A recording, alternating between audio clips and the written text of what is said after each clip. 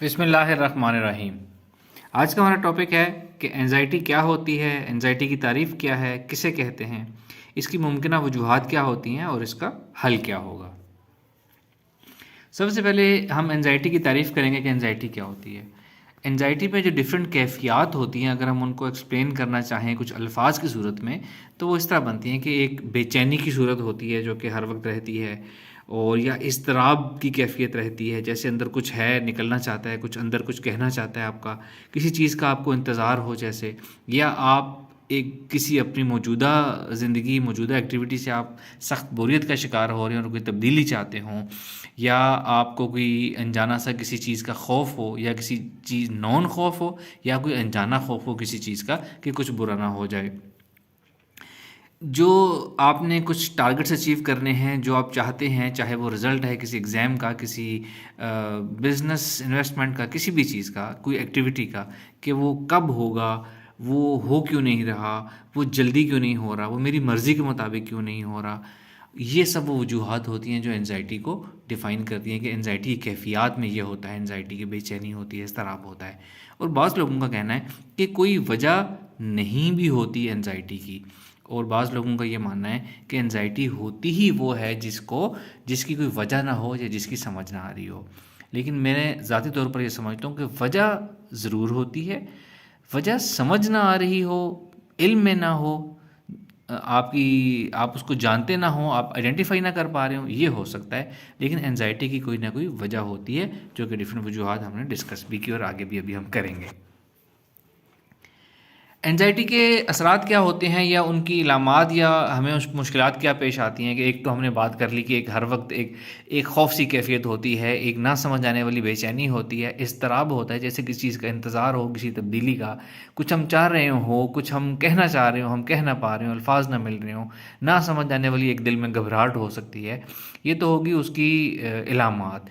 इसके असरात इससे बढ़कर भी हो सकते हैं कि अगर हम इसका बर वक्त इलाज ना कराएं, इसका सदेबाब ना करें, इसको अपनी ज़िंदगी से ख़त्म ना करें, तो ये पैनिक अटैक्स की सूरत में इख्तियार कर सकती है, जिसमें हमें बहुत से जिस्मानी मसाइल पेश आ सकते हैं। जैसे दिल का धड़कना, पल्पिटेशन होना एक आम मसला है। इतनी ज़्यादा दिल धड़कता है, इतना फ्रीक्वेंटली अचानक होता है, और ऐसे इंपॉर्टेंट मौक़ों पर ये होता है कि वो हमारे लिए उस वक़्त नाकाबिल गुज़ीर होता है कि हम ये चीज़ अफोर्ड नहीं कर सकते, और फिर भी वो हो रही होती है। ठंडे पसीने आना, और बिल्कुल चक्कर आना, या कुछ समझ ना आना, डिसओरिएंटेशन हो जाना, या बैलेंस बरकरार ना रख पाना, ऐसे बहुत से इलामात हैं, बहुत से असरात हैं जो एंजाइटी के हो सकते हैं जब अगर उनका टाइमली इलाज ना कराया जाए। और एक नॉन चीज़ है कि जहन हर वक्त डिस्टर्ब रहता है, एक जहन कुंजल की शक्ल में रहता है, और फोकस हमारा मुतासर हो जाता है, कंसंट्रेशन हमारी मुतासर हो जाती है, हमारी परफॉर्मेंस मुतासर हो जाती है, जो हम करना चाह रहे होते हैं हम वो कर नहीं पा रहे होते, और बेशुमार नफसियाती और जिस्मानी बीमारियां या इलामात एंजाइटी की वजह से ज़ाहिर हो सकती हैं अगर इसका बर वक्त इलाज ना किया जाए। अब हम बात करेंगे कि एंजाइटी का हल क्या होता है और कैसे हम इस एंजाइटी को इसका हम सलूशन कर सकते हैं। सबसे पहले जो सबसे मोस्ट इम्पॉर्टेंट स्टेप है वो ये है कि हमने एंजाइटी की वजह जाननी है। अपनी एंजाइटी की डिफरेंट वजूहात जो हो सकती हैं, उसमें एक मुमकिन वजह यह है कि इसका ताल्लुक़ हमारे ज़िंदगी के गोल या ज़िंदगी के मकसद से हो सकता है। कि हमारा जो ज़िंदगी का मकसद है या जो गोल ऑफ लाइफ है, हमें उसके बारे में एंजाइटी है कि वो कैसे हो पाएगा। हमारे पास सोर्स नहीं है, ज़राए नहीं है, और हम चाहते तो ये करना है, ये होना बहुत ज़रूरी है, लेकिन ये कैसे होगा, ये कब होगा, किसकी मदद से होगा, क्यों नहीं हो रहा। ये एक आम वजह होती है एंजाइटी की। इसके हल की तरफ हम आगे चल के बात करेंगे। एक एंजाइटी की वजह ये हो सकती है कि आप अपनी करंट लाइफ के साथ, एनवायरनमेंट के साथ, डेली रूटीन के साथ आप सेटिस्फाइड नहीं हैं, अनहैप्पी हैं, और आपका अंदर कोई तब्दीली मांग रहा है, और आपको कुछ चेंज मांग रहा है, और आपको वो समझ नहीं आ रही, आप उसको आइडेंटिफाई नहीं कर पा रहे। एक मुमकिन वजह उसकी ये हो सकती है। फिर एक टेम्परेरी वजह होती है कि कोई इंपॉर्टेंट लाइफ इवेंट है, उसका आपको इंतज़ार है, उसके बारे में बहुत अच्छा आप करना चाहते हैं उसको, चाहे वो एग्ज़ाम है, चाहे कोई फैमिली फंक्शन है, कोई इवेंट है, आप बहुत अच्छा उसको करना चाहते हैं, और आपको उसका इंतज़ार भी है, एंग्शियस भी हैं, साथ साथ आपको डर भी है, खौफ भी है कि अगर ये अच्छा ना हुआ तो क्या होगा। और ये जो वजह होती है ये टेम्परेरी होती है। जनरली टेम्परेरी वजूहात की वजह से जो इज़्तिराब या एंजाइटी पैदा होती है वो नेचुरल है, उसको हम एंजाइटी की बीमारी नहीं कह सकते, डिसऑर्डर नहीं कह सकते, वो वक्ती होता है, ख़त्म हो जाता है। फिर ये होता है कि हम अपने आप से, अपनी परफॉर्मेंस से, जो हम करना चाहते हैं, जिस तरह हम चल रहे होते हैं, हम उससे मुतमईन नहीं हो पाते।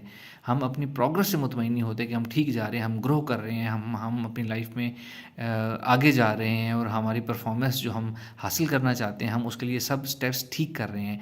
एक ये वजह भी होती है आपकी एनजाइटी की, और आप ये एक नॉन वजह होती है। अगर आप थोड़ी सी इस पर तवज्जो करें तो आपको समझ आ जाती है कि ये वजह है कि आप जो करना चाहते हैं, जिस अच्छे तरीके से करना चाहते हैं, वो क्यों नहीं कर पा रहे हैं।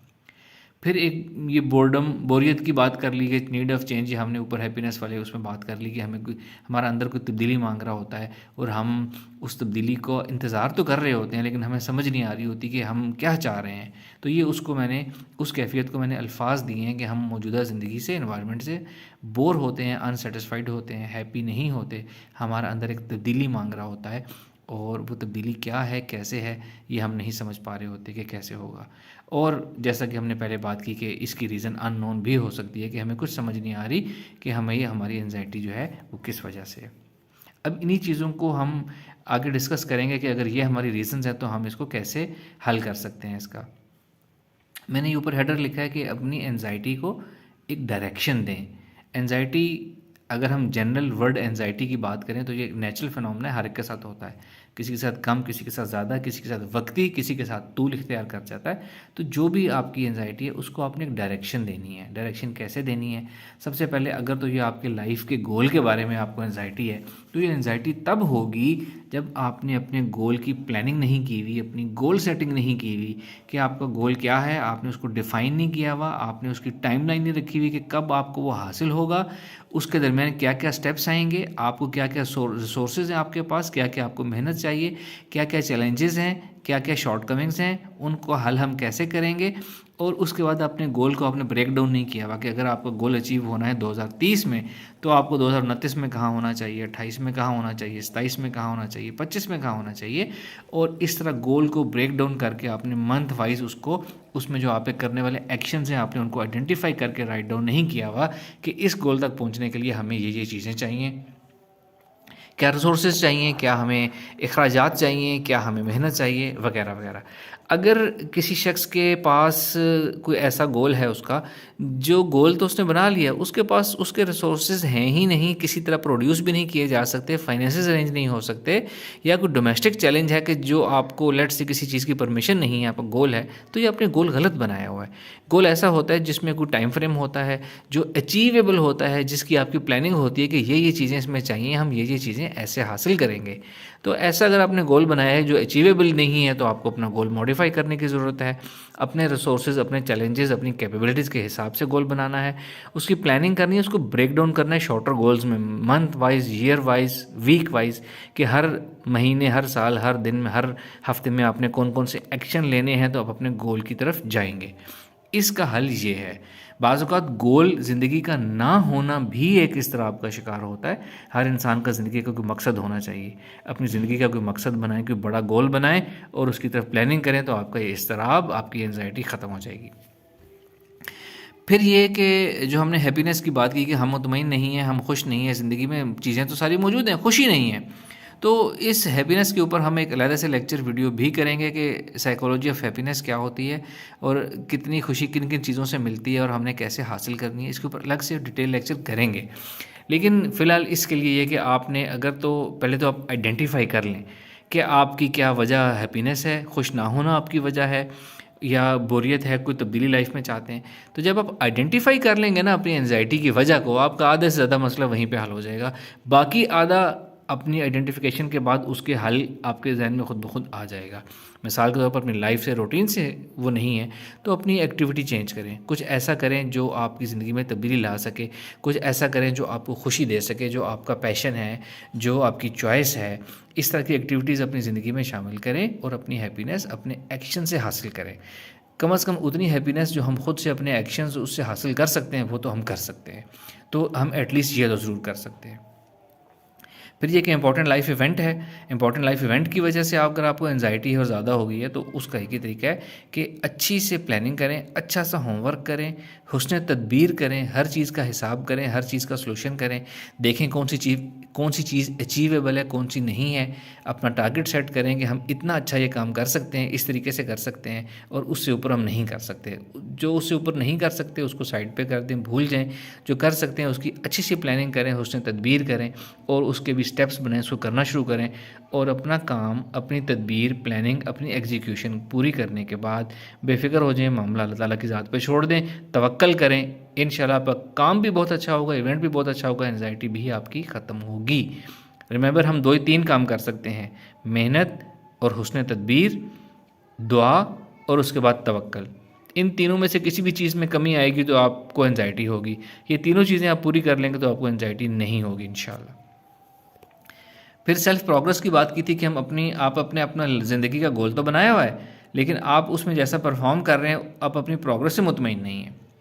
इसकी भी एक वजह ये होती है कि हमने अपनी प्रोग्रेस को मेजर करने का पैमाना नहीं बनाया होता। जैसे मैंने गोल सेटिंग में बताया कि 2030 में आपका गोल हासिल करना है, आपका हासिल होना है।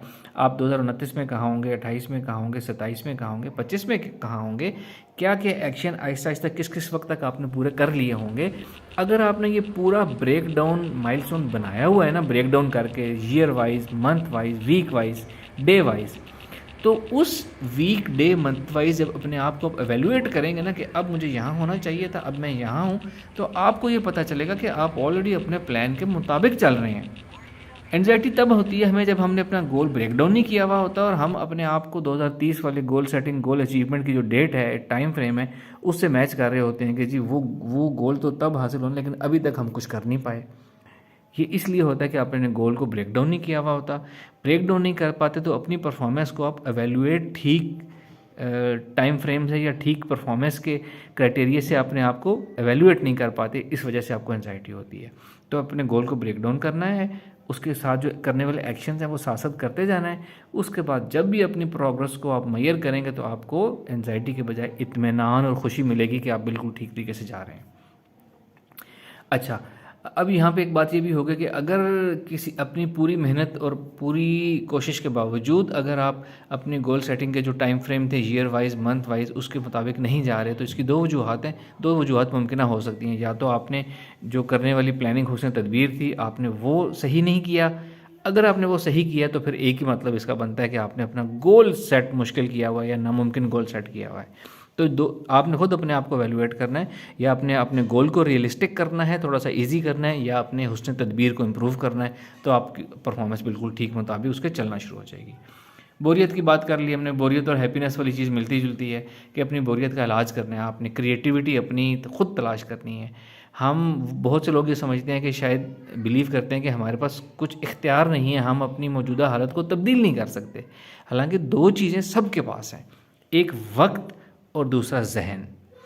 और ये वक्त और जहन इतनी कीमती चीज़ें हैं दोनों कि इसको इस्तेमाल करके कोई एक अकेले कमरे में बैठ के भी वंडर्स कर सकता है। अपना वक्त और अपने जहन, अपनी क्रिएटिविटी, अपनी इंटेलेक्ट, अपनी सलाहियतों का फ़ायदा उठाएं और आप हैरतअंगेज़ तौर पर ऐसी बहुत सी चीज़ें कर सकते हैं जो आपने सोची नहीं होगी कि हम कर सकते हैं। और जब आप ये चीज़ें करेंगे तो जब हम अपनी क्रिएटिविटी से कुछ करते हैं तो हमें सेंस ऑफ अचीवमेंट हासिल होती है। ये जो सेंस ऑफ अचीवमेंट होती है ना, ये एंजाइटी का बिल्कुल अपोजिट होता है। तो अपनी क्रिएटिविटी, अपने इंटेलेक्ट और अपने वक्त का फ़ायदा उठाएं और ऐसे बहुत से काम करें कि आपकी एंजाइटी ख़त्म और ख़त्म होती चली जाए। अच्छा, फिर लास्ट बात आ गई कि अगर ये सारी चीज़ें जो मैंने आपको बताई, ये जानने के बावजूद भी आप बिल्कुल एवेल्युएट ही नहीं कर पा रहे कि आपकी एंजाइटी किस वजह से है, यानी कि इन वजूहात में अगर आपकी कोई भी वजह नहीं है ना, तो फिर इसका मतलब है कि माजी में कोई ऐसा वाक़या हुआ होगा जिसकी आपको वक्ती तौर पर एंजाइटी हुई होगी, थोड़ी सी आपने एंजाइटी ज़्यादा ली होगी, ओवर थिंकिंग की होगी, वो आपकी शख्सियत के अंदर पक्की होकर रह गई है, लेकिन मौजूदा तौर पे उसकी वजह ही कोई नहीं है। तो जब आप इन वजूहात को आइडेंटिफाई करेंगे तो आप इस नतीजे पे खुद पहुंच जाएंगे कि आपको तो इनमें से कोई मुश्किल दरपेश नहीं है, कोई वजह नहीं है। तो जब ऐसा हो जाए कि आप ये देख लें कि ये सारी चीज़ें तो आपको हासिल हैं, तो सारी चीज़ें आपकी पूरी हैं, आपको कोई वजह नहीं है एंजाइटी की, तो फिर आपने अपनी काउंसलिंग करनी है, सेल्फ काउंसलिंग करनी है, अपने आप को समझाना है कि मेरी तो ऐसी कोई वजह नहीं है कि जिसकी मुझे एंजाइटी हो। तो ये बेवजह एंजाइटी एक बनी हुई है, मैंने इसको तोड़ना है, इसको ख़त्म करना है। और शुक्र अदा करें अल्लाह ताला का, और इस कायनात का शुक्र अदा करें कि आपको अल्लाह ताला ने, इस कायनात ने सब चीज़ें फैसिलिटीज़ दी और आप खैर व खैरियत से, आपके पास सब चीज़ें मौजूद हैं, ज़िंदगी में आप ठीक चल रहे हैं जैसा आप चलना चाहते हैं। जब आप ऐसे अपने आप को करेंगे और अपने आप को थोड़ा सा इसके ऊपर सेल्फ़ काउंसलिंग करेंगे, डेलिब्रेशन करेंगे, अपने आप को खुद एतमाद में लेंगे, अपने आप को समझाएँगे, तो ये आपकी जो एंग्ज़ायटी बगैर वजह के ये खुद ब खुद ख़त्म हो जाएगी। जब आप अपने आप को इस बात पे कायल कर पाएँगे ना, कायल कर लेंगे ना कि आपकी तो कोई वजह है ही नहीं जिसकी वजह से आपको एंग्ज़ियस होना पड़े, तो 70% मसला तो आपका उधर ही हल हो जाएगा। बाकी 30% आपको अपने साथ गुफ्तगू करनी पड़ेगी, सेल्फ़ थॉट्स डेलिब्रेशन करनी पड़ेगी, ग्रैटिट्यूड करना पड़ेगा, और आपका मसला हमेशा के लिए हल हो जाएगा। अच्छा, एक ये अफ़र्मेशंस हैं एंग्ज़ायटी को ख़त्म करने के लिए। अफ़र्मेशंस या सेल्फ़ हिप्नोसिस का स्क्रिप्ट कह लें कि हम अपने आप को एक पुरसुकून ज़हनी और जिस्मानी कैफ़ियत हासिल करके, हम अपने आप को मुख़ातिब करके ये अल्फ़ाज़, ये फ़िक्रें दोहराते हैं, तो वो कोई चीज़ जब पुरसुकून ज़हनी हालत में अपने आप को दोहराई जाए, अपने आप से बात की जाए, बार बार दोहराई जाए, तो हमारे लाशऊर में चली जाती है, और वो हमारे लाशऊर में जो एंग्ज़ायटी की प्रोग्रामिंग हुई हुई है वो अनडू हो जाएगी, नई प्रोग्रामिंग हो जाएगी इत्मीनान और सुकून वाली। ये मैंने अल्फ़ाज़ इस तरह चुने, आप अल्फ़ाज़ इसके प्लस माइनस कर सकते हैं, अपनी ख़ुद क्रिएटिविटी से लिख सकते हैं। मैंने ये लिखा है कि आप अपने आप को मुख़ातिब करके कहेंगे, मैं ये जान चुका हूँ कि एंग्ज़ायटी का इलाज मेरे इख्तियार में है, इसकी वजूहात को मैं ख़ुद ख़त्म भी कर सकता हूँ। अब से मैं हर काम बेहतरीन प्लानिंग से करूँगा, और इसके बाद अपना मामला अल्लाह पाक के सुपुर्द करके बेफ़िक्र हो जाया करूँगा। मेरी तबीयत में अब से तहम्मुल, सब्र, सुकून पैदा होगा, मिजाज में ठहराव आएगा, और मेरे दिल में इत्मीनान और चेहरे पे मुस्कुराहट रहेगी। मेरी एंग्ज़ायटी अब हमेशा के लिए ख़त्म हो जाएगी। ये 4-5 फ़िक्रों का एक मजमूआ है। इसको आपने क्या करना है, इसको समझ लेना है, हर्फ याद करने की ज़रूरत नहीं है। आपने इसका थीम समझ लेना है, और अपने अल्फाज में ख़ुद से अपनी सोच में कुछ एक स्क्रिप्ट छोटा सा इस तरह का बना लेना है। दिन में कई दफ़ा, 2, 3, 4 दफ़ा एक पुरसुकून ज़हनी हालत आपने हासिल करनी है, टेक लगा लेनी है, लेट जाना है, पहले जिस्म को ढीला छोड़ना है, पूरे जिस्म को रिलैक्स करना है, अपने आसाब को ढीला छोड़ना है, और अपने जहन को ढीला छोड़ना है, अपने जहन को ख़यालात से खाली करना है, थोड़ी देर सुकूत इख्तियार करना है। जब थोड़ा सा ठहराव आ जाए, तो अपने आप को मुखातिब करके थोड़ी देर रिपीट करके अपने आप को, आप ये फ़िक्र आपने कहते रहने हैं। कम से कम आप 10 दफ़ा कहें, गिनने की ज़रूरत नहीं है, आप अंदाज़े से 10 दफ़ा कह दें, या थोड़ी देर अपने आप को मुखातिब करें। जब आप समझें कि काफ़ी अच्छी तरीके से बात अपने आप को आपने समझा दी है, तो आप उसके बाद इसको डिसकंटिन्यू कर सकते हैं। सोने से पहले भी आप ये काम करें, इसी को कहते कहते बेशक सो जाएं। ये चीज़ हमारे लाशऊर में चली जाएगी, और हमारा लाशऊर हमारे अंदर से एंग्ज़ायटी को मुकम्मल तौर पर ख़त्म कर देगा इंशाअल्लाह ताला। आखिरी बात, लेकिन जो सबसे अहम है, ओवर थिंकिंग नहीं करनी। ओवर थिंकिंग की आदत आप छोड़ दें। ये ओवर थिंकिंग ही होती है जो 99% नफसियाती अमराज का सबब बनती है। एंजाइटी की हम बात कर रहे हैं, एंजाइटी की भी वजह, एक बहुत बड़ी वजह ओवर थिंकिंग है। जो लोग ओवर थिंकिंग करते हैं वही एंक्शियस होते हैं। जब अपना काम आप पूरा करेंगे, अपने आप को समझा लेंगे हमने पूरा काम कर लिया है, अल्लाह पे तवक्कल करेंगे, दुआ करेंगे, बेफिक्र हो जाएंगे, तो ये एंजाइटी नहीं होगी, ओवर थिंकिंग भी नहीं होगी। ये हमारा आज का टॉपिक था। इसके बारे में आपका कोई सवाल हो, कोई इंपॉर्टेंट एस्पेक्ट हमने कवर करने से रह गया हो, आप निशानदेही कर सकते हैं। कोई सवाल हो, हमसे सवाल कर सकते हैं, और हम आपके जवाब आपको देंगे इंशाअल्लाह। Thank you very much. अस्सलाम वालेकुम रहमतुल्लाह।